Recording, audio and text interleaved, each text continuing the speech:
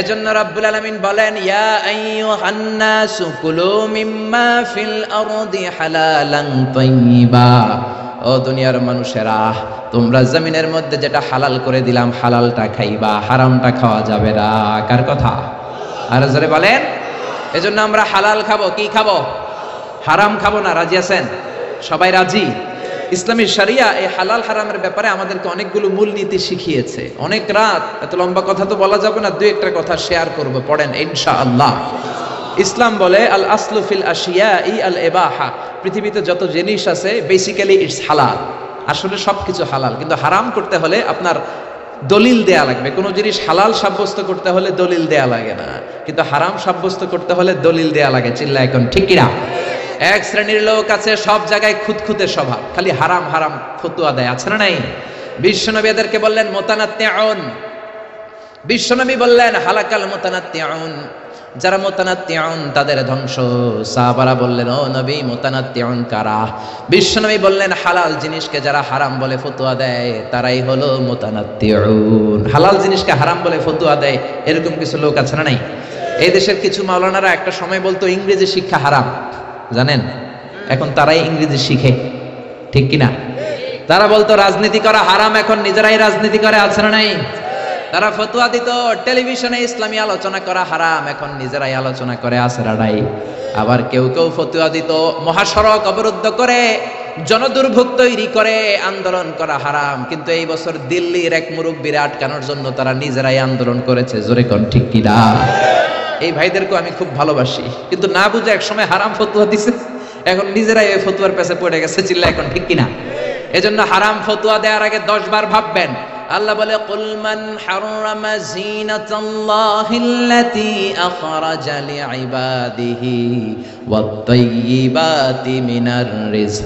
এই জমিনের মধ্যে আমি রব্বুল আলামিন যেটাকে হালাল করে ঘোষণা দিলাম ওই জিনিসকে হারাম বলে ফতোয়া দেয় কার এত সাহস আছে? আল্লাহু আকবার।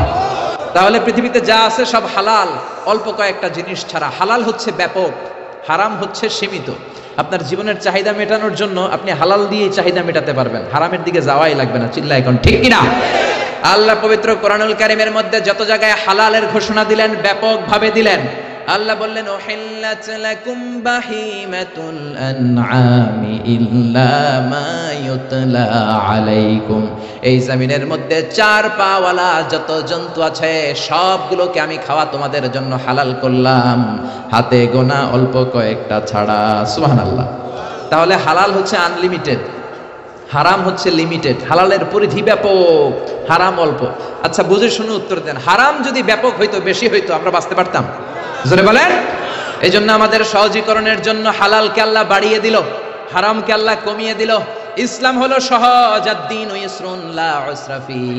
এজন্য বিশ্বনবী বলেন, ইয়াসসিরু ওয়ালা তুআসসিরু। ইসলামকে সহজ করে মানুষের সামনে উপস্থাপন করো বা ইসলামকে কঠিন করে মানুষের সামনে পেশ করো না। বাশশিরু ওয়ালা তুনাফিরু। মানুষকে দিনের দিকে ডাকো, দিন থেকে মানুষকে ভাগিও না, ঠিক কি না? বিশ্বনবী মুআয ইবনে জাবালকে ইমাম বানালেন। সাইয়েদনা মুআয ইবনে জাবাল বিশ্বনবীর সাহাবী, ইমামতির চান্স পেয়ে উনি মাগরিবের নামাজে সূরা বাকারা পড়া শুরু করলেন। কোন সূরা? বড় না ছোট?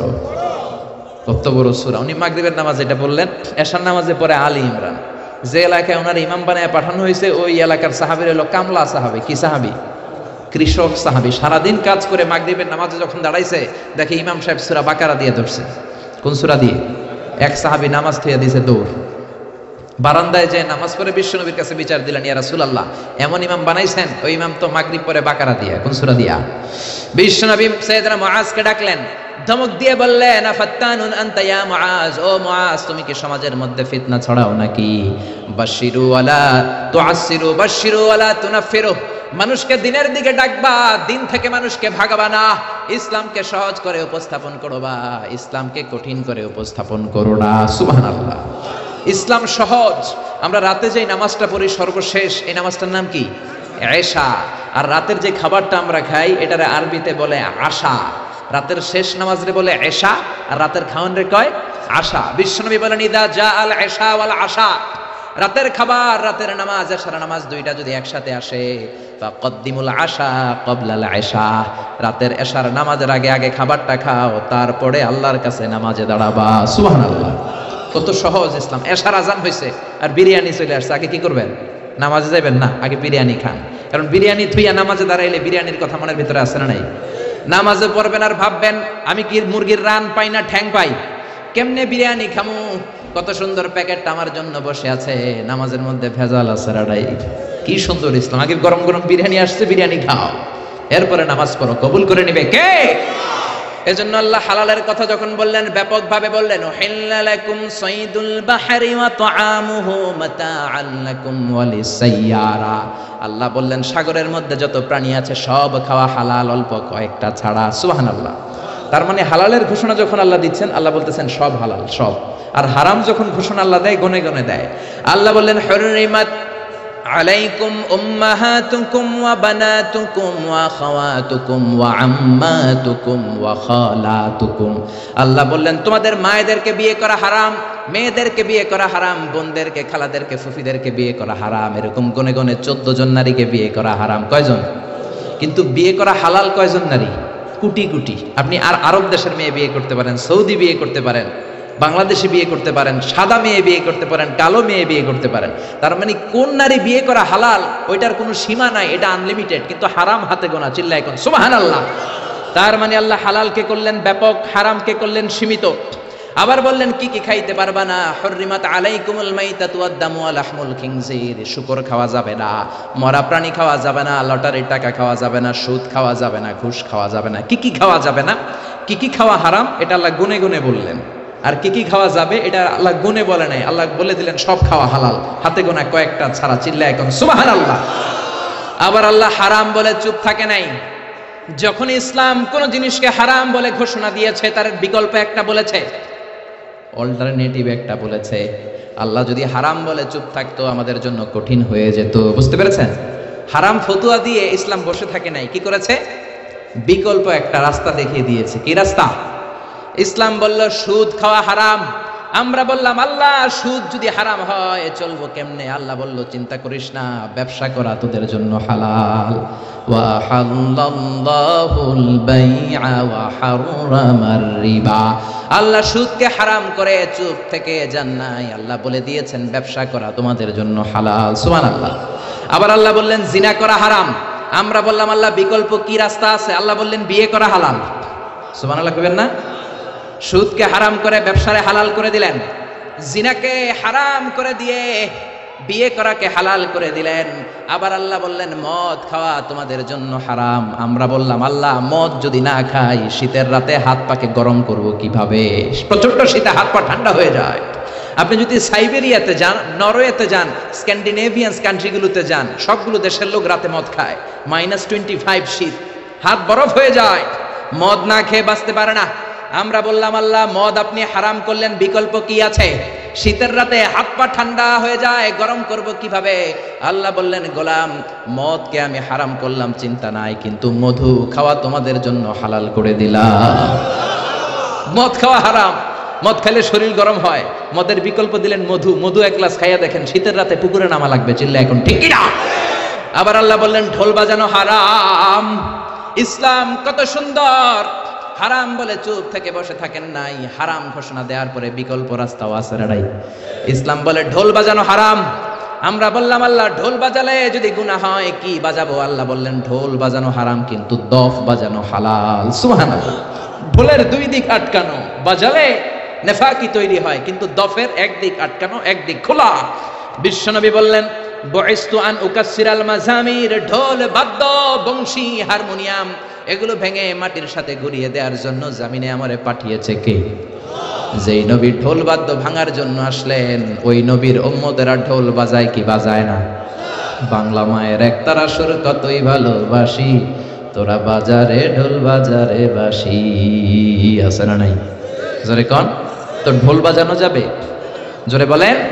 ঢোল বাজানো যাবে না, লালনের গান গাওয়া যাবে না, মরমী সঙ্গীত গাওয়া যাবে না, বাউলের গান গাওয়া যাবে না। যেই গানের মধ্যে ঢোল থাকে ওই গান মুসলমানেরা গাইতে পারে না।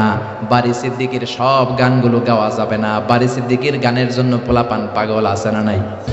আমি একটা জিন্দা লাশ, কাটিস না রে জংলারে বাস, আমার লাইগা 3.5 হাত কবর খুঁড়িস না, আমি পীড়িতের নলে পোড়া, মরার পরে আমায় পুরিস না। আসনা নাই?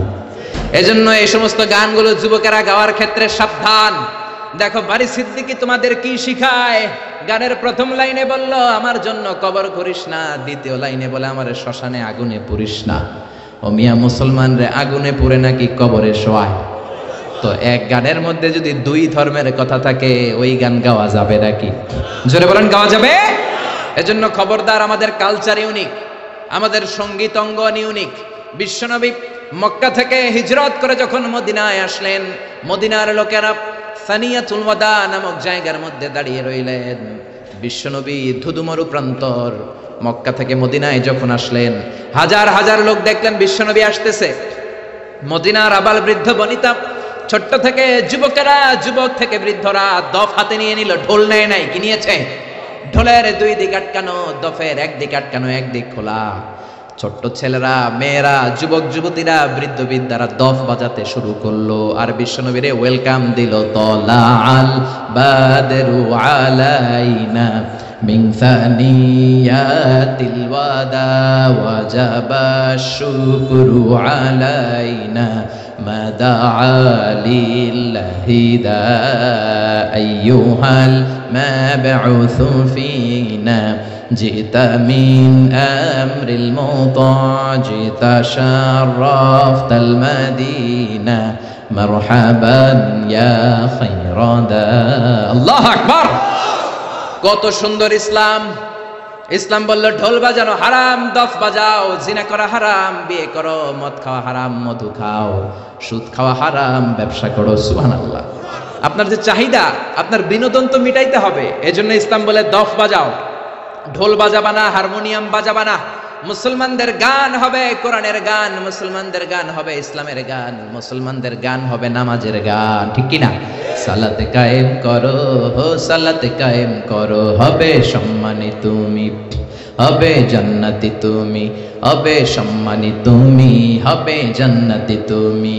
দিবে কাল হাসরে শীতল ছায়া আরশে আজিম, রাব্বিয়াল আলা রাব্বিয়াল আযীম। পড়েন আল্লাহু আকবার।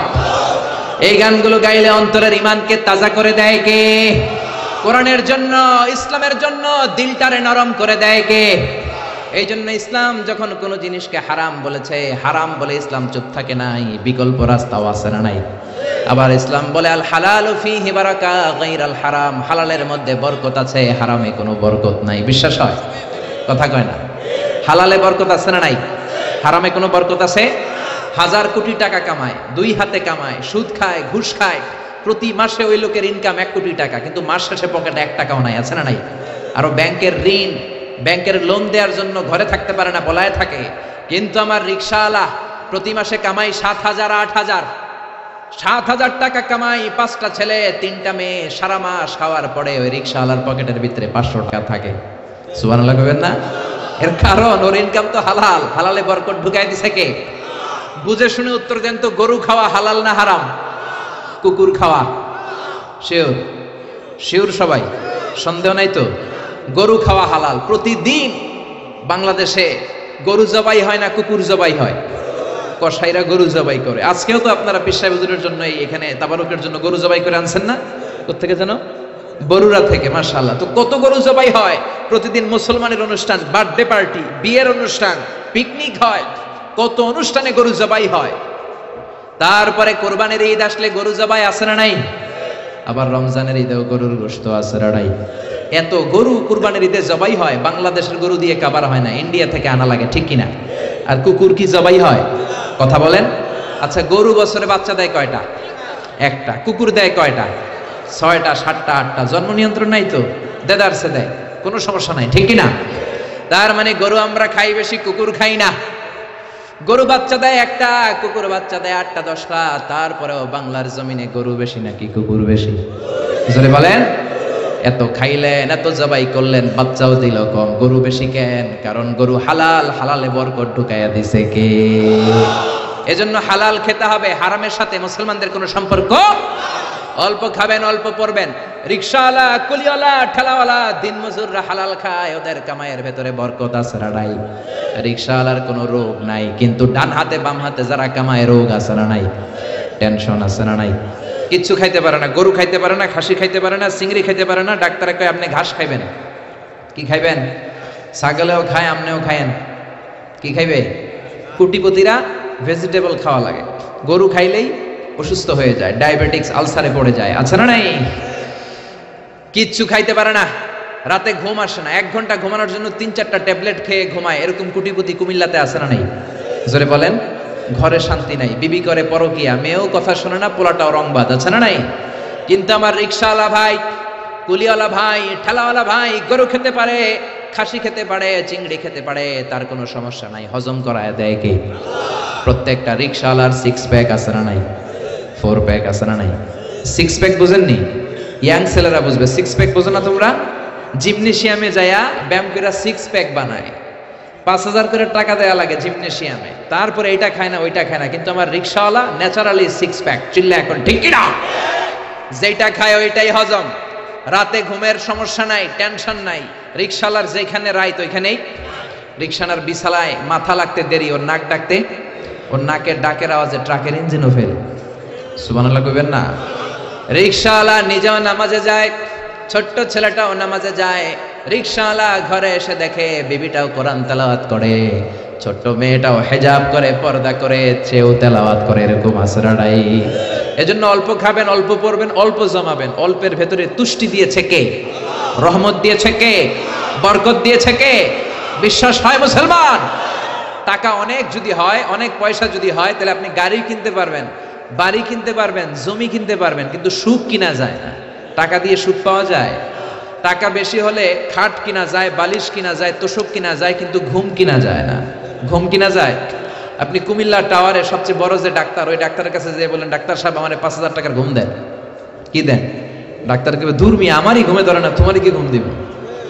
তার মানে আল হালাল ফিহি বারাকা গায়রাল হারাম। হালালের ভেতরে বরকত আছে, হারামে বরকত নাই। হালালের ভেতরে বরকত ঢুকিয়ে দিয়েছে কে? এরপরে ইসলাম বলে মুকদ্দামাতুল হারামে হারাম, হারামের শুরুটাও হারাম। আপনি যেই কাজ করলে হারামের দিকে যেতে পারেন, যাওয়ার সম্ভাবনা আছে, ওইটাকেও হারাম করছে কে? কথা বলেন। কোন সুন্দরী নারীর দিকে তাকানো মূলত হারাম নয়, কিন্তু তাকালে যেহেতু আপনার খারাপ দিকে যাওয়ার সম্ভাবনা আছে, জিনা হওয়ার সম্ভাবনা আছে, এজন্য ওইটার হারাম করছে কে? আন-নাযার সাহামুন মাসমুমিন সিহাম ইবলিস। বিশ্বনবী বলেন নজরটা বড় খারাপ জিনিস, এই নজরটারে সামলাও, নজরটার লাগাম তুমি টেনে ধরো। এই নজর হলো শয়তানের বিষ মাখানো তীরবানের একটা ভয়ঙ্কর তীর। এই নজর দিয়া শয়তান যুবক যুবতীদেরকে কাবু করে ফেলে, ঠিক কি না? এজন্য আল্লাহ বলেন কুল্লিল মুমিনিনা ইয়াগুদ্দু মিন আবসারিহিম ওয়া ইয়াহফাযু ফুরুজাহুম। ও নবী আমার বান্দাদের বলে দেন তারা যেন তাদের চোখ নামায়, তারা যেন তাদের দৃষ্টিটারে হেফাজত করে। কার কথা? জোরে বলেন কার কথা? বিশ্বনবী তার মেয়ের জামাইরে বললেন ও আলিফ লা তুতবি'ন নাযারাতান নাযরা, এক নজর ভুল করে যদি কোনো নারীর চেহারার দিকে পড়ে যায়, খবরদার দ্বিতীয় নজর দিবা না। ফা ইন্নালাকাল উলা ওয়া লাইসাত লাকাল আখিরা, কারণ প্রথম নজর তোমার জন্য ক্ষমা, দ্বিতীয় নজর তোমার জন্য গুনাহ। আছে না নাই? রাস্তা দিয়ে হাঁটতেছেন কুমিল্লা শহরে, একটা সুন্দরী মেয়ের দিকে চোখ পড়তে পারে, আপনি কি করবেন? তাকায় থাকবেন না। কোরআন বলে lower your gauge, lower your eyesight, চোখ নামাও, তোমার মাফ করে দিবে কে? তার মানে প্রথম নজর ক্ষমা, কিন্তু মজা নেওয়ার জন্য আবার যদি নজর দেন, আবার যদি তাকান, গুনাহ ছাড়া নাই।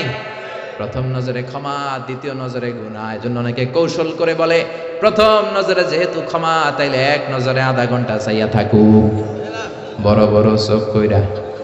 আছে না নাই? তাকানো যাবে? আপনি যদি কৌশল করেন, আল্লাহর কৌশল জানা আছে না নাই? এজন্য নজরটাকে ইসলাম ব্লক করে দিয়েছে, কারণ চোখে চোখেও কথা আছে না নাই? কথা বুঝেন না বোধহয়। চোখে চোখেও কথা বলা যায়, মনে মনেও ভালোবাসা হয়। আমরা যখন ছোট্ট, আমরা খবর দেখার সময় কেয়ালিফ জেল একটা অ্যাড দেখতাম, চোখে চোখে ভালোবাসা কেয়ালিফ জেল, মনে মনে ভালোবাসা কেয়ালিফ জেল, এইগুলো দেখতাম। তো টিভিতে দেখাতো যে চোখে চোখে কথা হয়, মনে মনে ভালোবাসা হয়। তার মানে একটা মেয়ে একটা ছেলে শুরুতেই হারাম সম্পর্কে, জিনাতে, ব্যভিচারে জড়ায় না। প্রথমে নজর, প্রথমে কি? কথা বলো মুসলমান, প্রথমে কি? এজন্য ইসলাম বলে খবরদার, যেহেতু নজর তোমার জিনার দিকে নিবে, নজরটাও হারাম। প্রথমে একটা ছেলে একটা মেয়ের দিকে নজর দেয়, মেয়েটাও ছেলেটার দিকে নজর দেয়, তারপর মেয়েটা একটু মুচকি হাসি হাসে, ছেলেটাও হাসে, তারপরে ফ্রি মিক্সিং, তারপরে মোবাইল নাম্বার আদান প্রদান, তারপরে ফেসবুকে চ্যাটিং, তারপরে মেসেঞ্জারে কল, আছে না নাই? এরপরে লাভ লেটার বিতরণ, এরপরে আসে 14ই ফেব্রুয়ারি। কি আসে? কি আসে? বিশ্ব গজবের দিবস, ঠিক কিনা? চিল্লায় বলে মুসলমান, ঠিক কিনা? 14ই ফেব্রুয়ারি এটা মুসলমানদের পালনের কোনো বিষয় নয়। বাবা যারা এসেছেন খবরদার, মেয়েদেরকে ওই দিন বেরোতে দিবেন না। বড় ভাই যারা এসেছে কুমিল্লা শহরের, বোনদের আবদার শোনা যাবে না। বাসন্তী কালারের শাড়ি পরে বোনদেরকে 14ই ফেব্রুয়ারিতে বের হতে দেয়া যাবে না। আমার মাইকের আওয়াজ যে সমস্ত মায়েদের বোনদের কানে যায়, মায়েরা বোনেরা, 14ই ফেব্রুয়ারি তোমাদের অনুষ্ঠান নয়, এটা বিজাতি ইহুদি নাসারাদের কালচার আর প্রোগ্রাম। চিল্লা এখন, ঠিক কিনা? ইসলামের আইন মেনে, কথা না শুনে 14ই ফেব্রুয়ারিতে যদি বের হও, যদি নাচানাচি করো, উল্টাপাল্টা করো, উল্টাপাল্টা যদি খাও, হজম হবে না, বদ হজম হবে, কিছুদিন পরে বমি বমি ভাব হবে। কি হবে? বমি হবে। বোঝেন কথা? কথা বোঝা যায়? চট্টগ্রামে আমরা গেলে কই হতা বোঝা যান না বোঝা নজার, একখানা জোরে হনা বাজি সুবহানাল্লাহ, চিল্লায় পড়েন না সুবহানাল্লাহ। এজন্য ইসলাম বলে খবরদার, নজর দিলে যেহেতু নজর থেকে আস্তে আস্তে হাঁটি হাঁটি পা পা করে তুমি জিনার দিকে যাবা, নজরটারেও হারাম করে দিল কে? আবার ইসলাম বলে আল হিলাতু বিল হারামি হারাম, কৌশল করে হারাম খাওয়াটাও হারাম। কথা বুঝতে কষ্ট হচ্ছে? আপনি যদি হারাম খাওয়ার জন্য কৌশল করেন, ওইটারও হারাম করছে কে? বাংলাদেশে ঘুষের একটা সুন্দর নাম বাড়িয়েছে বর্তমানে, নাম হচ্ছে বকশিস। কথা কন, ঘুষের নতুন নাম কি? ঘুষ রে বকশিস কইলি জায়েজ হয়ে যাবে? সচিবালয়ে চাকরি করে এক লোক আমার কাছে মাসালা জানতে আসছে, হুজুর আপনার বড় মানি আমি, তো কি করব? কয় হুজুর মাসালা। কি মাসালা? কয় হুজুর আমি ঘুষ খাই না। তো আপনি কি খান? কয় আমি বকশিস খাই। কি খাই? কই চাকরি করেন? কয় সচিবালয়ে। আমি কই সর্বনাশ, সচিবালয়ে বকশিস আসে কেমনে? কয় হুজুর আমি চাইয়া লই না, আমারে খুশি হইয়া বকশিস দেয় 5,000 10,000। আমি বললাম সচিবালয়ের সামনে তো আমি ল্যাংরা লুলা করে পরে থাকতে দেখি, ভিক্ষা করতে দেখি, ওরা ভিক্ষা করে, একটা টাকা দিয়া যান, আমি গরিব ইনসান, আখিরাতে সওয়াব পাইবেন পাহাড় সমান, একটা টাকা দিয়া যান, আমি গরিব ইনসান। আছে না নাই? দেখেন নাই মনে হয়? এ হাত নাই পা নাই, ছোট্ট একটা মানুষ গড়াগড়ি খায়, আর একটা টাকা দিয়ে যান। তো আমি বললাম আপনার সচিবালয়ের সামনে এরকম ল্যাংরা লুলা পড়ে পড়ে কান্দে, ওগরে মানুষ 5,000 টাকা বকশিস দেয় না কেন? ওদের হাতে 10,000 দেয় না কেন? তোরে দেয় কেন? তার মানে তুমি ওই লোকটারে সুবিধা দাও, তুমি অন্য মানুষের ফাইল আটকে রেখে ওই লোকটার ফাইল আগে বড় সাহেবের হাতে দাও, ঠিক কি না? কোন প্রজাতন্ত্রের কর্মচারী বকশিস খেতে পারে না, বকশিস বললে ওইটা জায়েজ হবে না, এটা ঘুষ। চিল্লা এখন, ঠিক কি না? বিশ্বনবী এক সাহাবীরে যাকাতের টাকা উত্তোলনের জন্য পাঠালেন। বিশ্বনবীর সিস্টেম ছিল প্রতি বছর যাকাতের টাকা তোলার জন্য বিভিন্ন এলাকায় সাহাবীদেরকে পাঠাতেন। বিশ্বনবী বলতেন, সাহাবী যাও হিসাব করে কার কতটা খাসি, কার কতটা বকরি, কার কতটা উট, কার কয়টা কতটা খেজুর বাগান, হিসেব করে সারা বছরের যাকাতের টাকা নিয়ে আসো। শুনতেছেন? আমার কথা বোঝা যায়? মনোযোগ আছে না গেছে? সাহাবীরে বললেন যাও যাকাতের টাকা নিয়ে আস। বুখারীর বর্ণনা, সাহাবী যাকাতের টাকা নিয়ে আসলেন, এসে মদিনায় এসে বললেন বিশ্বনবী, হাযা লাকুম ওয়া হাযা উহদিয়া লি, ও নবী এইটা যাকাতের টাকা আর এটা আমারে বকশিশ দিছে। কি দিছে? বিশ্বনবী এই কথা শোনার পরে বিশ্বনবীর চেহারাটা আগুনের গোলার মতো লাল হয়ে গেল। বিশ্বনবী বললেন, এই সাহাবীরে ঘরের মধ্যে বসে থাকতে বলো, দেখি তারে কে বকশিশ দেয়। এই সাহাবীরে মদিনাতে বসে থাকতে বলো, দেখি তারে কে বকশিশ দেয়। বিশ্বনবী বললেন, তুমি যেটা পেয়েছো বকশিশ নয়, এটা ঘুষ। এটা কি? আর রাশি ওয়াল মুরতাশি কিলাহুমা ফিন্নার, ঘুষ যে দেয় ঘুষ যে নেয় দুইটারে জাহান্নামে ঢুকাবে কে? ওরা এমনি এমনি তোমারে বকশিশ দেয় নাই, ঘুষ দেয় নাই। এই এলাকার লোকেরা তোমারে বকশিশ দিয়েছে, এর কারণ হলো যাকাতের হিসাব যেন তুমি কড়াকড়ি ভাবে না করো। কার কয়টা খেজুরের বাগান হিসেব করে যাকাত আনার সময় যাতে তুমি তাদেরকে একটু ছাড় দাও, একটু ঢিল দাও, সুবিধা দাও। ওদের বড় বড় ছাগলগুলা যেন যাকাতে না নিয়ে আসো, না দুষ্ণুদুষ উটগুলা যাতে নিয়ে না আসো, এই জন্য তোমারে খুশি করার জন্য ওরা ঘুষ দিয়েছে। জোরে কোন ঠিক কিনা? এই জন্য ঘুষকে আপনি বকশিস লেভেল লাগাইলে জায়েজ হবে? কথা বলেন। সাইয়েদনা দাউদ আলাইহিস সালামের কণ্ঠ ছিল বড় চমৎকার। আকাবা উপসাগরের পাশে বসে জাবুর কিতাব তেলাওয়াত করতেন। আল্লাহ তাআলা আমাদের কোরআনে সূরা দিয়েছে 114টা, কয়টা সবাই বলেন? কিন্তু জাবুর কিতাবে আল্লাহ সূরা দেয় নাই, দিয়েছে ছড়া। কি দিয়েছে? ছড়া গান, ইসলামী ছড়া গান 150টা। সাইয়েদনা দাউদ আলাইহিস সালাম আকাবা উপসাগরের পাশে বসে যখন জাবুর কিতাব তেলাওয়াত করতেন, সাগরের মাছগুলো সাগর ছেড়ে দিয়ে ডাঙ্গায় চলে আসতো। প্রতি সপ্তাহে শনিবার সাইয়েদনা দাউদ আলাইহিস সালাম সাগরের তীরে বসে তেলাওয়াত করতেন।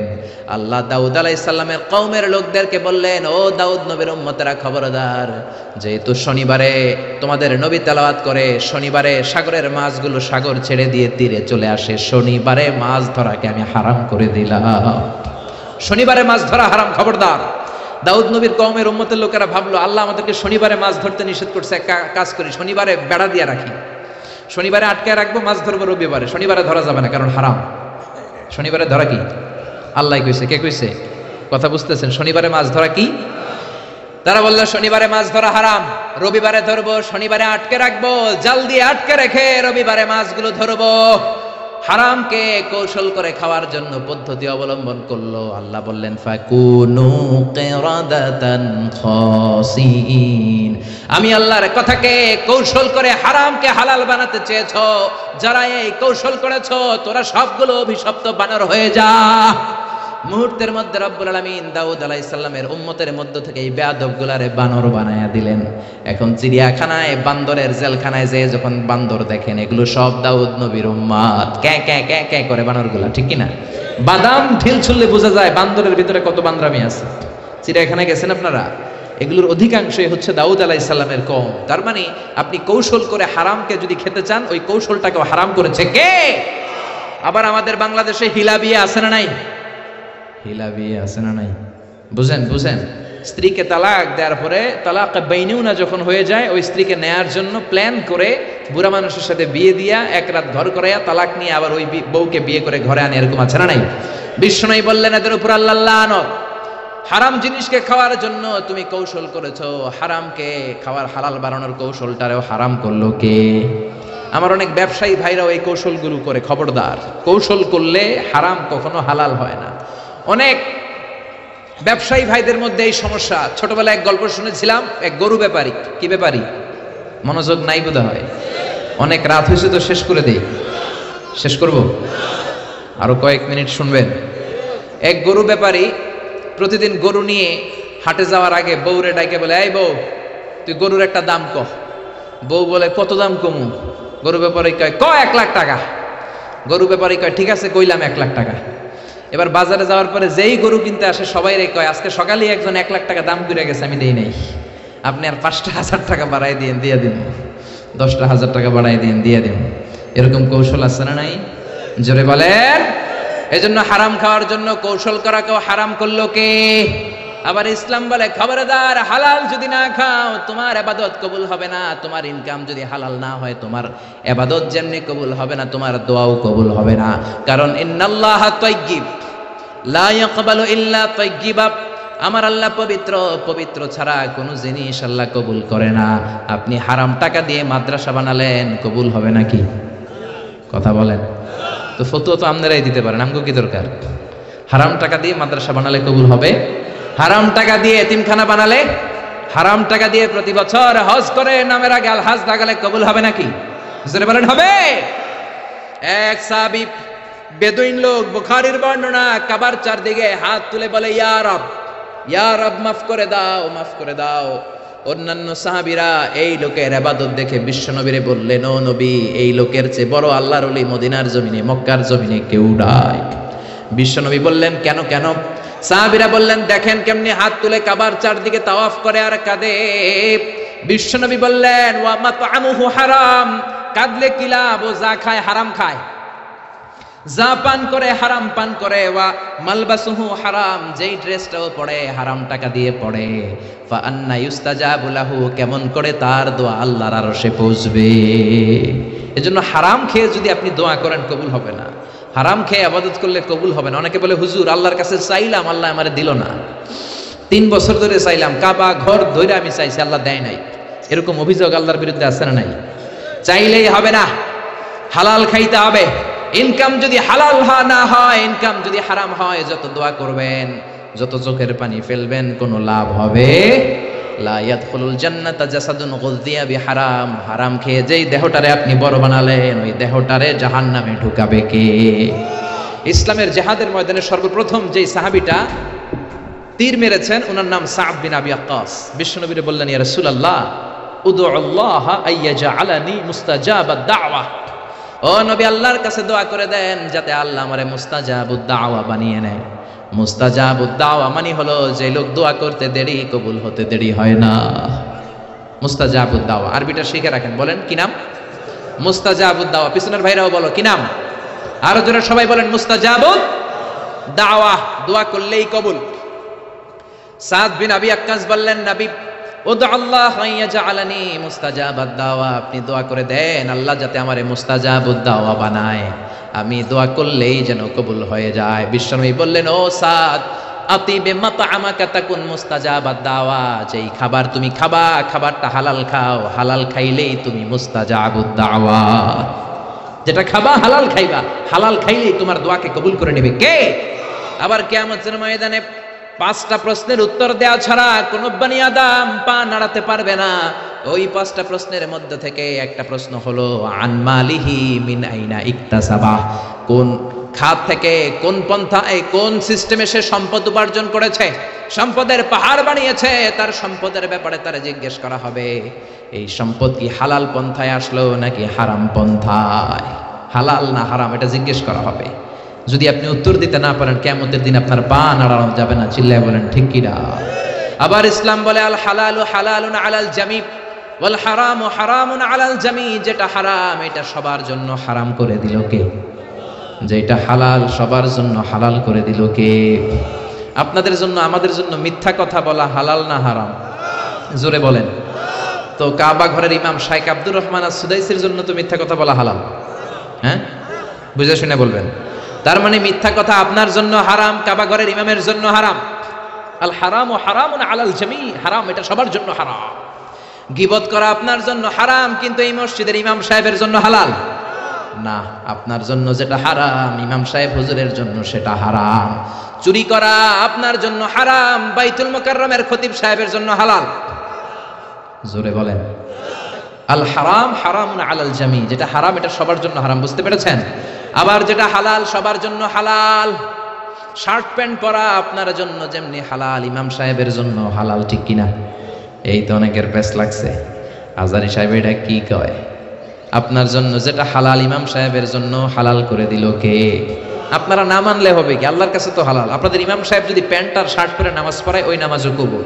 কিন্তু আলহামদুলিল্লাহ বাংলাদেশের কোনো ইমাম প্যান্ট শার্ট পরে না, তারা জুব্বা পড়ে, তারা পাঞ্জাবি পড়ে। কিন্তু আরব দেশে, মিশরে অনেক খতিব আছে প্যান্ট আর শার্ট পরে এমন খুতবা দেয়, আমি আজহারি ওই খুতবা থেকে নোট করি। সুবহানাল্লাহ কইতে পারলেন না? 1 লক্ষ হাদিসের হাফেজ আহমদ উমর হাশেম, গালে কোনো দাড়ি নাই, প্যান্ট শার্ট পরে যখন আল আজহার ইউনিভার্সিটির কোনো গলির মধ্যে দিয়ে হাঁটে, সবাই ইউনিভার্সিটি ছেড়ে দিয়ে ওনার সাথে মুসাফা করার জন্য দৌড় দেয়। আমার একবার হাদিসের পরীক্ষা, অনার্সের 4th ইয়ার ফাইনাল, হঠাৎ দেখছি আহমদ উমর হাশেম আসছে। আমি পরীক্ষার হলে কাগজ থুইয়া দিছি দৌড়। আহমদ উমর হাশেমের হাতে একটা চুমু দেবো, চুমু দিয়েছি। এবার হলে তো আর আমার ম্যাজিস্ট্রেট ঢুকতে দেয় না, ঢুকতে পারবা না, অনুমতি না নিয়ে দিছো দৌড়। অনুমতি চাইতে গেলে আমি আর সুযোগটা পেতাম না। আমি বললাম, আমি আল্লাহর জন্য আহমদ উমর হাশেমকে ভালোবাসি, আমারে ঢুকতে দাও। যখন এমন করে কথা বলেছি, বলল যাও মিজান তুমি বসে যাও, ঢুকো। আলহামদুলিল্লাহ কন। এজন্য শার্ট প্যান্ট আপনার জন্য যেমনি হালাল, ইমাম সাহেবের জন্য হালাল। চুরি করা, মিথ্যা বলা আপনার জন্য যেমনি হারাম, ইমাম সাহেবের জন্য হারাম। কারণ ইসলামের আইন সবার জন্য সমান। চুরি যদি আপনি করেন, আপনারও হাত কাটা হবে। প্রধানমন্ত্রীর ছেলে করলেও প্রধানমন্ত্রীর ছেলেরও হাত কাটা হবে। চিল্লায় এখন ঠিক কিনা? السارق والسارقة فقطعوا أيديهما جزاء بما كسبا نكالا من الله والله عزيز حكيم. If anyone steal something very precious from the society, the Islamic government should cut down his right hand. কেউ যদি সমাজ থেকে কেউ কিছু চুরি করে দামি জিনিস, যদি ইসলামী খেলাফত থাকে, ওই খলিফার উচিত ওই চোরের হাতটাকে কোপ দিয়ে কেটে দেওয়া। চিল্লা এখন ঠিক কিনা? কথাটা কার কথা? জোরে বলেন, কথাটা কার? তবে এই চোর যে কলা চুরি করে, আম চুরি করে, ওই চোর না। আমি প্রায়ই বলি এই চোরগুলোর লিস্ট ডাউন যখন করতে হবে, বড় বড় চোরগুলোর আগে হাত কাটতে হবে। যেই চোরগুলো হাজার কোটি টাকা এক কলমের সিগনেচার দিয়ে মেরে দেয়, পদ্মা সেতুর টাকা মেরে দেয়, দেশের টাকা মেরে দেয়, সুইজারল্যান্ডের সুইস ব্যাংকে কালো টাকার পাহাড় করে, আছে না নাই? ওইরকম একটা চোরকে যদি আমাদের প্রিয় জননেত্রী মাননীয় প্রধানমন্ত্রী শেখ হাসিনা একটা চোরকে ধরে যদি দুদকের আওতায় এনে বাইতুল মোকাররমে জুমার নামাজের পর লক্ষ মানুষ যখন বের হয়, সবগুলো টেলিভিশন চ্যানেল যদি এটাকে লাইভ প্রচার করে, সরাসরি সম্প্রচার, ওই বড় চোরটার হাত যদি কেটে দেয়, বাংলার জমিনে আর কোনো চোর খুঁজে পাওয়া যাবে? জোরে বলেন, পাওয়া যাবে? ইসলামের দৃষ্টিতে সবাই সমান। মদিনার জমিনে বনু মখজুমিয়া গোত্রের একটা নারী চুরিতে ধরা পড়লো। বনু মখজুমিয়া গোত্রের এই মেয়েটা অনেক বড় বংশের মেয়ে। বাংলাদেশে অনেক বংশীয় মেয়ে আছে না, যেমন চেয়ারম্যানের মেয়ে, এমপি মেয়ে, মন্ত্রীর মেয়ে, খান বংশের মেয়ে, সৈয়দ বাড়ির মাইয়া, আছে না নাই? ইসলাম বলে সব সৈয়দ বাড়ি টৈয়দ বাড়ি আমার কাছে কিচ্ছু নাই, সবার জন্য আইন সমান। চিল্লা এখন ঠিক কিনা? ইসলাম বলে চেয়ারম্যানের মেয়ে, প্রধানমন্ত্রীর মেয়ে, কোনো কথা নাই, সবার জন্য আইন সমান। চিল্লা এখন ঠিক কিনা? তো বুখারীর বর্ণনা, বনু মখজুমিয়া গোত্রের এক মেয়ে চুরিতে ধরা পড়লো। তো চুরি করলে নিয়ম কি? কথা বলে না, হাত কেটে দাও। সাহাবীদের মধ্যে গুনগুন শুরু হয়ে গেল। সাহাবারা বলল, হায় হায়, বিশ্বনবী আল্লাহর জমিনে আল্লাহর আইন বাস্তবায়নের জন্য এত কঠোর, বিশ্বনবী তো ছাড় দিবে না, ওই মেয়েটার হাত কেটে দিবে। আর মেয়েটার হাত যদি বিশ্বনবী মদিনায় কেটে দেয়, মদিনায় মারামারি লেগে যাবে। কারো সাহস হয় না বিশ্বনবীর দরবারে যেয়ে কথা বলবে। বিশ্বনবী সব চাইতে ভালোবাসতেন বিশ্বনবীর পালক পুত্র যায়েদ বিন হারেসার ছেলে উসামাকে। উসামার উপাধি হলো হুব্বু রাসূলিল্লাহ, বিশ্বনবীর ভালোবাসা। সব সাহাবীরা উসামার কাছে যে ডেকে বলে, উসামা, বিশ্বনবী তোরে কলিজার চাইতে বেশি ভালোবাসে। সবাই মিলে অনুরোধ করলাম, তুই যা নবীর সামনে যেয়ে বল বিশ্বনবী যেন ওই সৈয়দ বাড়ির মেয়েটার হাত না কেটে দেয়।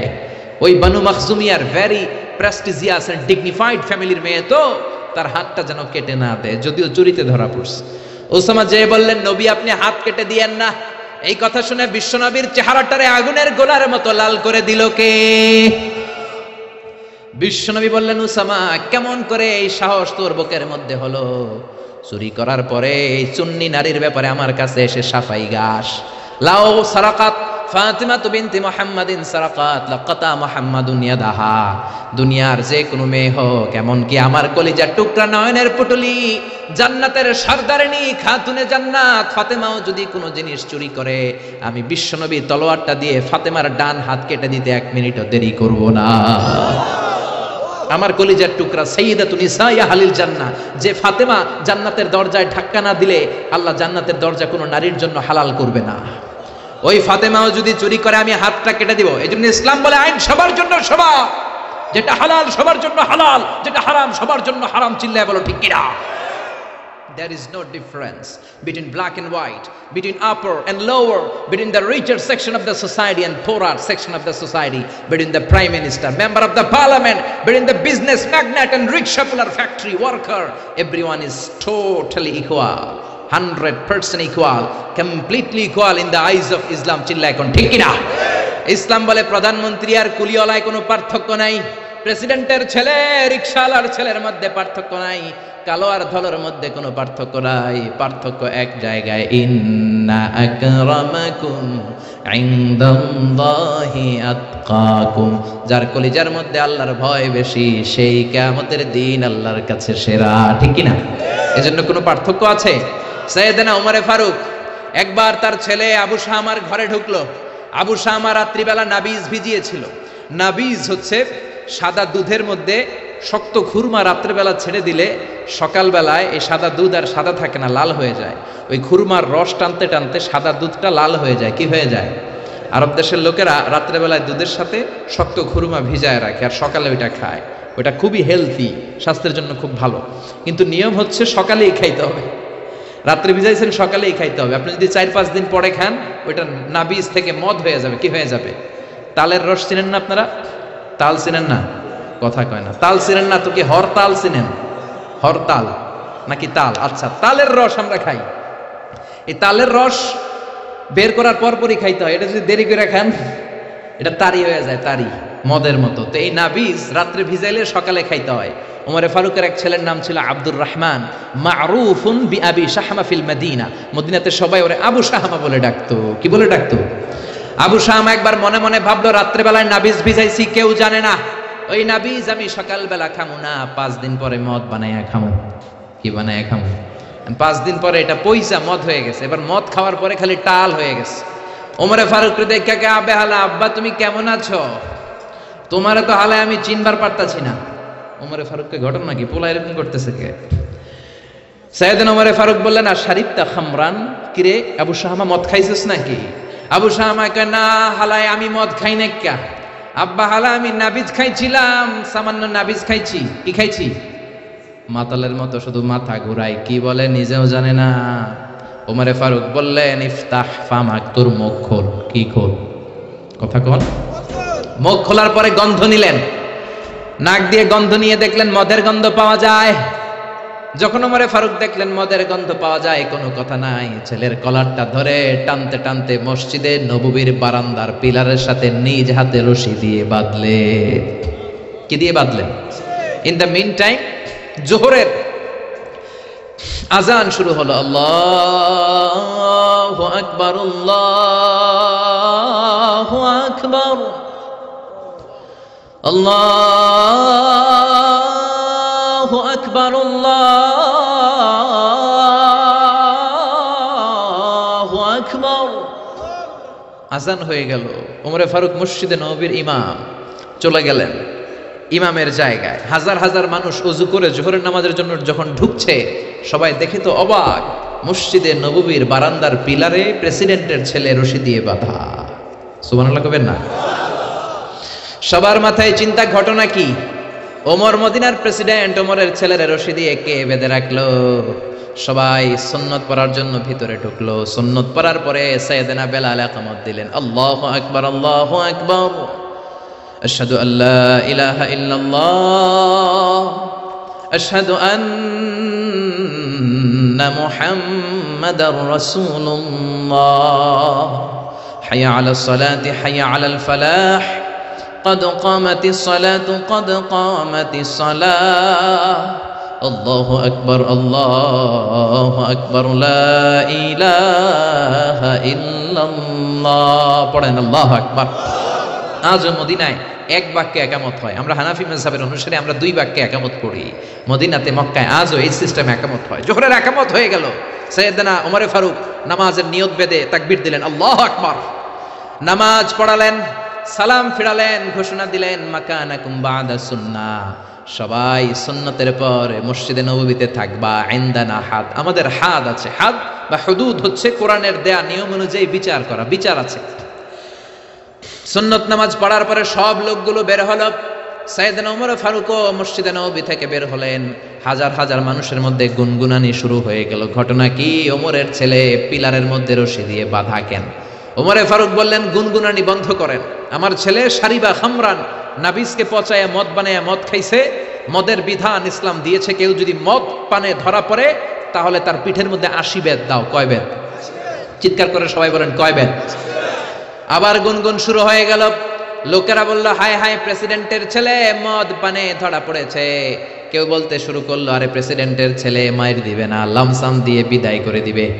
কেউ কেউ বলল, না এটা ওমর, 80টা না মারলেও 40টা বাড়ি ঠিকই দিবে। ওমরে ফারুক জল্লাদরে বললেন, জল্লাদ যাও, বাইতুল মালের পাশে চাবুক রাখা আছে, সবচেয়ে বড় সাইজের চাবুকটা নিয়ে আসবা। জল্লাদ চাবুক নিয়ে আসলো। উনি চেয়ারের মধ্যে বসলেন, বললেন, হাতি কুটসি, একটা চেয়ার দাও। ওমরে ফারুক চেয়ারের মধ্যে বসলেন। হাজার হাজার মানুষ, পিনপতন নীরবতা, থারথার করে সবাই কাঁপছে, হায় হায়, না জানি আজকে কি হয়। ওমরে ফারুক জল্লাদরে বললেন, ইবদা বিসমিল্লাহ, 80 জলদা, 80টা বেত মারার পর থামবি, এর আগে থামবি না। কয়টা? সবাই কোন? জল্লাদ মারতে শুরু করলো, ওয়াহিদ, ইসনাইন, তালাতা, 3টা বাড়ি মারার পরে ওমরে ফারুক থাপ্পড় মেরে জল্লাদরে 3 হাত দূরে ফেলে দিলেন। ওমরে ফারুক বললেন, চাবুকের বাড়ি আস্তে মারলি কেন? আসলে আস্তে মারে নাই, জল্লাদের গায়ে যত জোর ছিল সবগুলো জোর দিয়ে মেরেছে, কিন্তু জল্লাদের মাইটটা ওমরে ফারুকের পছন্দ হয় না। ওমরে ফারুক বললেন, আস্তে মারলি কেন? প্রেসিডেন্টের পোলা দেখা, তুই কি চাবুক মারস না চাকরি বাঁচাস? ধমক দিতে শুরু করলেন, চাবুক মারিস নাকি চাকরি বাঁচাস? আমার হাতে চাবুক দে। ইনদাকা সালাসা ইনদি ওয়াহিদ, তোর হিসাবে চাবুক মারা হয়েছে 3টা, আমি ওমরের হিসাবে চাবুক মারা হয়েছে 1টা। তোর হিসাবে 3টা, আমার হিসাবে হয়েছে 1টা মাইর, আমি 2 নাম্বার থেকে নিজ হাতে মারবো। নিজের ছেলের 2 নাম্বার মারা শুরু করলেন। ইসনাইন সালাসা আরবা খামসা। ও মিয়া, মদিনার জমিনে ওমরে ফারুকের চেয়ে শক্তিশালী পালোয়ান কোন লোক আর আছে নাকি? ওই ওমরের চাবুকের বাড়ি হজম করা এত সোজা না। একটা একটা করে চাবুক মারে। ওমরের ছেলেটা চিৎকার দিয়ে ডেকে বলে, আব্বা, ও আব্বা, আর জীবনে মদ খাবো না, নাবিস খাবো না, আমারে আপনি মাফ করে দেন। ওমরে ফারুকের অন্তরে কোনো দয়া জাগে না, কোনো মায়া জাগে না। একের পর এক নিজের কলিজার টুকরা সন্তান আবু শাহমারে চাবুক মারতে শুরু করলেন। একটা একটা চাবুক আবু শাহমার গায়ে লাগে, চামড়াটা ফেটে রক্তগুলো ছোপ ছোপ করে মসজিদে নববীর বারান্দার দেয়ালের মধ্যে লাগে। আশেপাশের লোকেরা থার থার করে কাঁপে। ওমরে ফারুক মারতে শুরু করলেন। মারতে মারতে 20টা মারার পরে ছেলে বেহুশ হয়ে যায়। ওমরে ফারুক বললেন, কুয়া থেকে পানি আন, ঠান্ডা পানি মাথায় ঢাল। বেয়াদবটার হুশ আবার ফেরার পরে আবার ওমরে ফারুক মারতে শুরু করলেন। 21টা মারলেন, 25টা মারলেন, আবার 30টা মারার পরে আবার ছেলে বেহুশ হয়ে যায়। আবু শাহ আমার আম্মা ওমরে ফারুকের বিবি আর সহ্য করতে পারে না, চিৎকার দিয়ে সাইয়েদনা ওমরে ফারুকের পা দুটি জড়িয়ে ধরে ডেকে বলে, ওমর, ওমর মদিনার খলিফা। আমি আবু শাহ আমার মা রাষ্ট্রের খলিফা হওয়ার কারণে অল্প কিছু আটা তুমি পাইতা, ওই আটাগুলো দিয়ে রুটি বানায় দিতাম, নিজে কোনোদিন খাইতাম, কোনোদিন খাইতাম না। কোনোদিন কোনো আবদার তোমার কাছে করি নাই, কোনো কিছু আমি চাই নাই। আজকে একটা জিনিস আমি চাই, আমার কলিজার টুকরা ছেলেটারে তুমি এভাবে মেরো না রে উমার। 80টা বেতের বাড়ি মারতে হবে। 30টা মেরেছ, আরো বাকি আছে কয়টা? বাকি 50টা বেতের বাড়ি, চাবুকের বাড়ির বিনিময়ে, এক একটা বাড়ির বিনিময়ে আমি এক একটা করে ওট আল্লাহর রাস্তায় সদকা করে দিব রে ওমর। ওমরে ফারুক বললেন, ও আবু শাহ আমার মা, সরে যাও, এটা আল্লাহর আইন। কার আইন? শুধু ওট কেন, পুরো মদিনাটারেও যদি সদকা করে দাও, গোটা বিশ্বটারেও যদি তুমি দান করে দাও, 80টা বেতের একটা বেত, একটা চাবুক মারার আগ পর্যন্ত পৃথিবীর কোন শক্তি আবু শাহমারে আমার হাত থেকে ছিনিয়ে নিতে পারবে না, কেউ পারবে না। ধাক্কা মেরে বিবিরে সরাই দিয়ে আবার মারতে শুরু করলেন। মারতে মারতে মারতে মারতে 40টা বেত মারার পরে ছেলে দুনিয়া থেকে বিদায় হয়ে যায়। কোন বর্ণনা এসেছে 50টা বেত মারার পরে বিদায় হয়ে যায়। কলিজার টুকরা ছেলে আর দুনিয়ায় নাই। তখনও রাগে গড়গড় করছেন সাইয়েদনা ওমর। সাইয়েদনা ওমর বললেন, এই বেয়াদবটার দুনিয়াতে নাই, মরে গেছে, লাশ হয়ে গেছে, মারতে হবে 80টা। 50টা মারার পরে মরে গেছে, আরো বাকি রয়ে গেছে কয়টা? ওমরে ফারুক বললেন, বেয়াদবটারে গোসল দে, কাফন দে, জানাজা দে, কবর দে। নিজ হাতে কবর দিয়ে এবার কবরের উপরে 51 নাম্বার চাবুক মারতে শুরু করলেন। 52 নাম্বার চাবুক নিজ হাতে মারলেন, 53 মারলেন, 55টা মারলেন, 60টা মারলেন, 70টা মারলেন, 80টা বেত মারলেন। চাবুক মারতে মারতে ঘামতে ঘামতে অস্থির হয়ে 80টা চাবুক মারার পরে চাবুকটা ছেড়ে দিয়ে আল্লাহরে ডেকে বললেন, আল্লাহ, আমার ছেলেটারে তুমি মাফ করে দিও, আমার আবু শাহ আমারে তুমি মাফ করে দিও, আমারে তুমি মাফ করে দিও। 80টা বেত মারার কথা ছিল, 50টা মারার পরে দুনিয়া থেকে নাই। কবর দেওয়ার পরে বাকি 30টা মেরে 80টা চাবুকের বেত পূর্ণ করলাম। কোনো পার্সিয়ালিটি করি নাই, নিজের ছেলে হওয়ার কারণে আলাদা কোনো নিয়ম বানাই নাই। কিয়ামতের দিন সেই তোমার বিচারের ট্রাইব্যুনালে, তোমার সুপ্রিম কোর্টের কাঠগড়ায় জালিম বাদশাদের কাতারে তুমি আমারে দাঁড় করাতে পারবা না। আল্লাহু আকবার।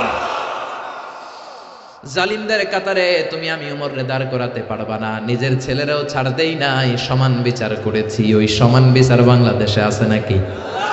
জোরে বলেন, ওই সমান বিচারের দরকার আছে না নাই? এক ওয়াক্ত নামাজ না পড়লে 5 বেত, সবার জন্য এই নিয়মের দরকার আছে না নাই? সৌদি আরবে এই নিয়ম সবার জন্য। এজন্য আজান দিলে সব লোক মসজিদে দৌড়ায়, ওযু না থাকলেও দৌড়ায়, কারণ বেতের বাড়ি থেকে পিঠ বাঁচাইতে হবে, ঠিক কিনা? প্রধান বক্তা যদি আলোচনা করার পরে প্রধান বক্তা নামাজ না পড়ে, প্রধান বক্তার পিঠে 5 বেত দেওয়ার দরকার আছে না নাই? চেয়ারম্যান যদি নামাজ না পড়ে, চেয়ারম্যানের পিঠে দেওয়ার দরকার আছে না নাই? প্রেসিডেন্ট যদি না পড়ে, দেওয়ার দরকার আছে না নাই? প্রধানমন্ত্রী না পড়লে? আমি কই নাই, আপনারা কইছেন, আমি কিন্তু কই নাই। আপনারা কইছেন, আমার কোনো দোষ নাই। নিয়ম তো এটাই, সবার জন্য এক নিয়ম, চিল্লায় বলেন ঠিক কিনা? এজন্য ইসলাম বলে আল হালালু হালালুন আলাল জামি, যেটা হালাল সবার জন্য হালাল, যেটা হারাম সবার জন্য হারাম। এজন্য বিশ্বনবী বলতেন আল্লাহুম্মা কফিনি বিহালালিকা আন হারামিক ওয়া আগনিনি বিফদলিকা আম্মান সিওয়াক। ও আল্লাহ, হারাম নয় হালালকে তুমি আমার জন্য যথেষ্ট বানাও, তোমার রহমতে অন্যের কাছে হাত পাতা থেকে আমাদেরকে বাঁচাও, পড়ে না আমিন। এজন্য সবাই হালাল খাইতে, হালাল ইনকাম করতে, হালাল দিয়ে জীবন সাজাইতে রাজি আছেন তো? হারামের সাথে আজ থেকে আমাদের কোনো সম্পর্ক নেই, চিল্লায় বলেন ঠিক কিনা? কিছু লোক আছে কিছু কিছু জিনিসের ক্ষেত্রে হালাল মানে, কিছু কিছু ক্ষেত্রে মানে না, আছে না নাই? আপনি কিছু লোককে শুকর রান্না করে নিয়ে বলবেন ভাই একটু শুকরের গোশত খান, খাবে? বলবে না হুজুর এটা হারাম। কুকুরের গোশত খান ভাই, না এটা হারাম। যেই লোক শুকরের গোশত খায় না হারাম জেনে, কুকুরের গোশত খায় না হারাম জেনে, ওই লোক দেদারসে সুদ খায়, ঘুষ খায়, যৌতুক খায়, অন্যের জমি মেরে খায়। সুদ খাওয়া যেমনি হারাম, ঘুষ খাওয়া হারাম, ঠিক কিনা? এই জন্য হারাম মানলে সবগুলোরে হারাম মানতে হবে। হালাল যখন খাবেন, জীবনের প্রতিটা অঙ্গন হালাল দিয়ে সাজানোর দরকার আছে না নাই? আপনি যেটা খাবেন এটা হালাল হতে হবে। ইউর ফুড শুড বি হালাল। আপনি যেই প্রাণী জবাই করে খাবেন, আল্লাহর নামে জবাই করবেন। আল্লাহর নাম ছাড়া অন্যের নামে জবাই করলে হালাল হবে? এজন্য বাজার করতে গেলে সাবধান, যারা জবাই করে হিন্দুর দোকান থেকে আবার কিনা যাবে না। মুসলমানও জবাই করলে বারবার বলবেন ভাই আল্লাহু আকবার বল, কি বল, কথা বলেন। এজন্য খবরদার, আল্লাহর নাম ছাড়া অন্য কারো নামে প্রাণী জবাই হলে খাওয়া যাবে। কিন্তু বাংলাদেশের অনেক ইসলামী বইয়ের মধ্যে লেখে আল্লাহর নামে এবং দেবদেবীর নামে যদি কোনো প্রাণী জবাই দেওয়া হয় ওইটা নাকি খাওয়া হালাল। এরকম কথা আছে না নাই? এই বই যে লেখছে ওর জন্য খাওয়া হালাল, আমাদের জন্য হালাল নয়, চিল্লা এখন ঠিক কিনা? আমেরিকাতে অনেক প্রাণীকে ইলেকট্রিক্যাল শক দিয়ে মেরে ফেলে, না এগুলো এই প্রাণীগুলো খাওয়া যাবে না, কারণ ইলেকট্রিক্যাল শক দিয়ে পানি মেরে ফেললে এটা রক্তগুলো দেহে ঢুকে যায়। হুররিমাত আলাইকুমুল মাইতাতু ওয়াদ দাম, রক্ত খাওয়া তোমাদের জন্য হারাম করেছে কে? শুকরের চর্বি দিয়ে অনেক প্রোডাক্ট বাজারে পাওয়া যায়, খবরদার এগুলো বেছে শুনে খাইতে হবে, চিল্লা এখন ঠিক কিনা? তার মানে আপনার জন্য ইউর ফুড শুড বি হালাল, যেটা খাবেন এটা হালাল হতে হবে। তারপরে আপনার ফ্যাশন, আপনার কাপড় চোপড় এটাও হালাল হতে হবে, কারণ ঠিক কিনা?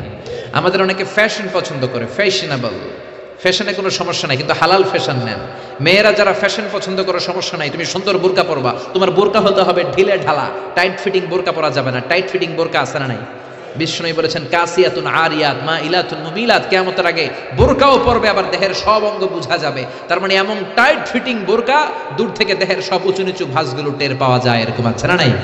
আছি আমরা কোন জামানায়, লাজ শরম গেছে হারায়। আছি আমরা কোন জামানায়, লাজ শরম গেছে হারায়। পাতলা শাড়ির বাহার পাখি ড্রেস লেহেঙ্গা, পোশাক দেখে নারীর লাজে মরে যাই, হায় হায়। আছি আমরা কোন জামানায়, লাজ শরম গেছে হারায়, ঠিক কিনা? লাজ শরমের বালাই নাই। মশারি কি পাতলা, এর চেয়েও পাতলা কাপড় পরে মেয়েরা ঘুরে আসে না নাই? এই জন্য ভাইয়েরা, বড় ভাইয়েরা, বাবারা, মেয়ে কোনো আবদার করলে সব আবদার শোনা যাবে। মেয়ে যদি আবদার করে বাবা আমারে পাখি ড্রেস কিনা দাও, দেয়া যাবে? জোরে বলেন। যেই পোশাকে তার পুরো দেহ কভার হবে না, ওই পোশাক নারী পরতে পারবে না। আবার অনেক মেয়ে ব্রু প্লাক করে, আসে না নাই? ব্রু প্লাকের ফ্যাশনটা হারাম। অনেক মেয়ে আলগা চুল লাগায় মাথায়, আসে না নাই?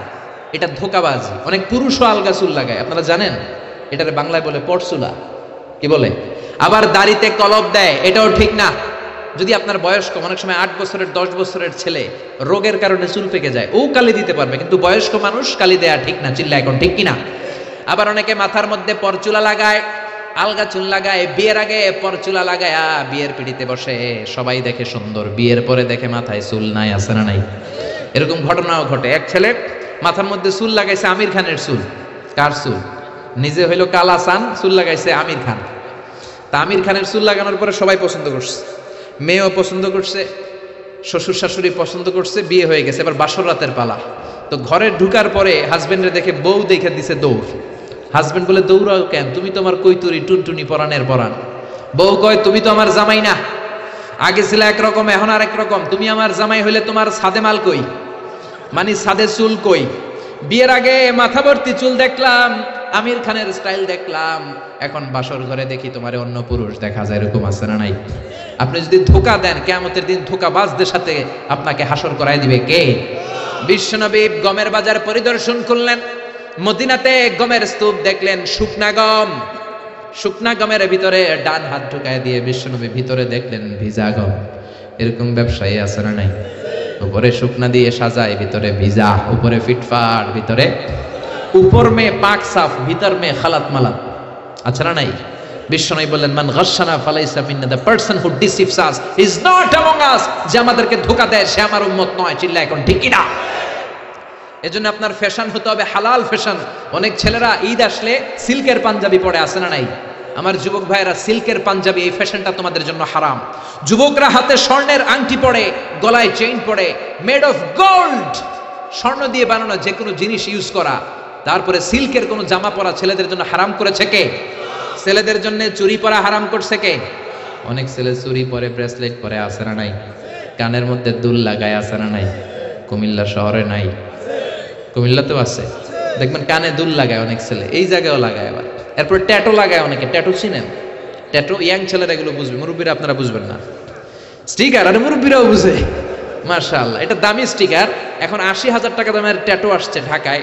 এটা ইলেকট্রিক্যাল শক দিয়ে, নিডেল দিয়ে, ডাইং এর মাধ্যমে রং দিয়ে এই ট্যাটুটা বানায়। কোনো মুসলমানের বাচ্চা এই ট্যাটু গায়ের মধ্যে লাগাতে পারে?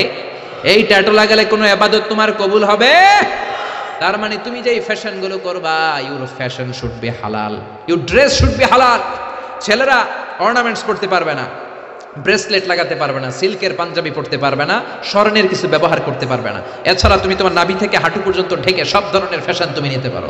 নতুন একটা ফ্যাশন এসেছে, চুলের এই দুই দিকে একেবারে মাথার সাথে মিলাইয়া চুল কাটে, আর এদিক দিয়ে ঘোড়ার মতো রাখা, আছে না নাই? আমি এটার নাম দিয়েছি হর্স কাটিং। কি কাটিং? ঘোড়া কাটিং। আমি বললাম, কি রে এরকম রাখছোস কেন? কয় হুজুর আমার মেসি রাখছে। মেসি? মেসি না মাসি। এই বিজাতিদের এই কালচার আসা যাবে না, বাংলাদেশে ঢুকানো যাবে না। বিশ্বনবী বলেছেন, নাহা রাসূলুল্লাহ আনিল কাযাহ, কাযাহ করতে এই হেয়ার কাটটা নিতে বিশ্বনবী নিষেধ করেছেন। দুই দিকে চুল নাই, মাঝখানে ঘোড়ার মতো চুল। এগুলো কোনো মুসলমানের ছেলে এই হেয়ার কাটিং কাটতে পারে না। চিল্লায় বলেন ঠিক কি না? কোনো মেয়ে পাতলা পোশাক পরতে পারবে না। মেয়েদের পোশাক হবে ঢিলা, মেয়েদের পোশাক হবে মোটা। এই নিয়মগুলো মেনে ছেলে মেয়েরা যেই কোনো পোশাক পরো, যেই কোনো ফ্যাশন নাও, ওই ফ্যাশনের মধ্যে বরকত আছে। ইসলাম তো ফ্যাশন সচেতন। বিশ্বনবী নিজেও কসমেটিক্সের একটা বক্স রাখতেন সাথে, সুবহানাল্লাহ কইবেন না? অনেকে হাসে, আরে পুরুষরাও প্রসাধনী ইউজ করতে পারে। বিশ্বনবীর একটা চামড়ার তৈরি কসমেটিক্সের ব্যাগ থাকতো সাথে, এটার ভেতরে বিশ্বনবী 6টা জিনিস রাখতেন। কয়টা? কথা বলেন।